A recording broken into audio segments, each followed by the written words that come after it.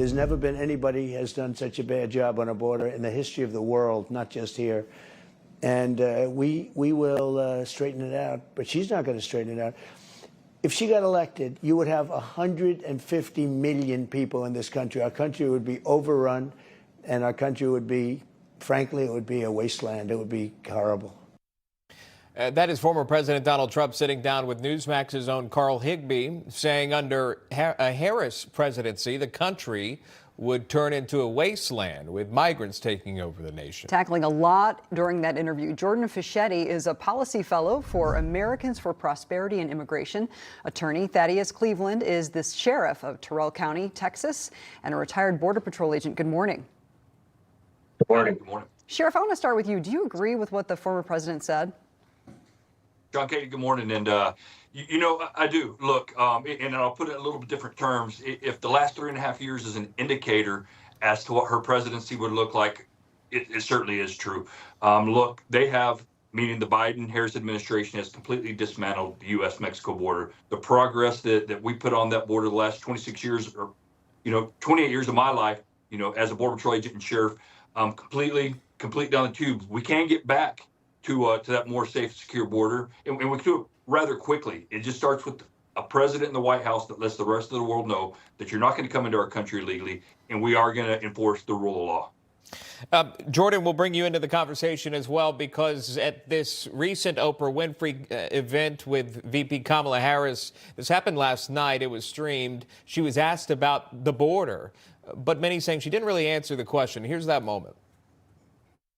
When you become president, what would be your specific steps? Yeah, of course. What would be your specific steps to strengthening the border? So it's a wonderful and important question. My background was as a prosecutor, and I was also the elected attorney general for 2 terms of a border state. So this is not a theoretical issue for me. This is something I've actually worked on. Okay. I have prosecuted transnational criminal organizations for the trafficking of guns, drugs, and human beings. I take very seriously the importance of having a secure border and ensuring the safety of the American people. All right, so the question wasn't answered, Jordan. Aside from giving the same bullet points that she's given at each and every interview, did you see an answer there?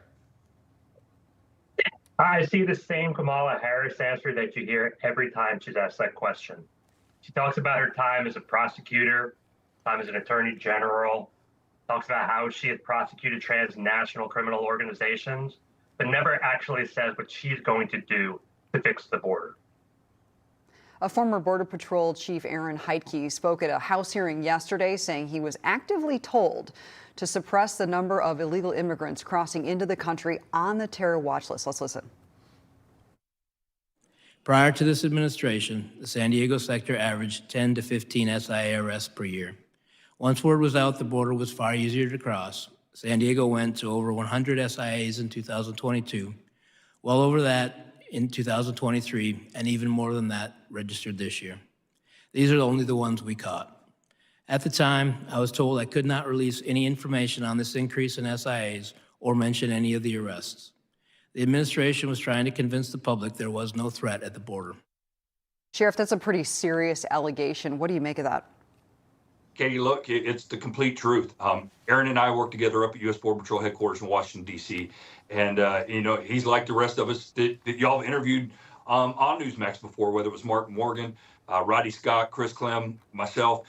We all worked along the U.S. Mexico border as Border Patrol agents. And we have told y'all, we've told the American public what it was like and what this last 3.5 years has been like. And it's just another voice that's out telling the truth about what this administration has done to border security. And we have to remember, into that previous question, talking about Kamala Harris, she does have very few talking points about the border, but she always brings up that Senate bill. That Senate bill that they lay blame with President Trump on couldn't be further from the truth. It dealt with immigration, but what we're talking about is border security, and H.R. 2 that the House passed dealt specifically with border security.